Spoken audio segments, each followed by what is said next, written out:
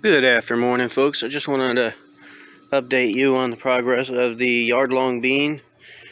Well, we tried to push it into the winter, but apparently that is not going to work out.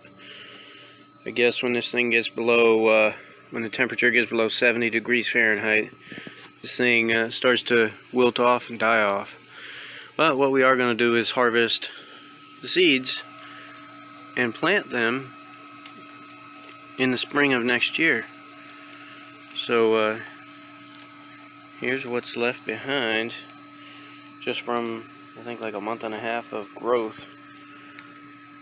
So I'm not terribly disappointed, but you know, this was an experiment, and you know, we didn't make it through even the beginning of this winter. So just a note for anyone trying to grow the yard-long bean, they do die off around October, November in Florida, Zone 9B. Thanks for watching, and stay updated, because I am going to start these off back in the spring, and I want to see how vigorous they can get. Have a nice day.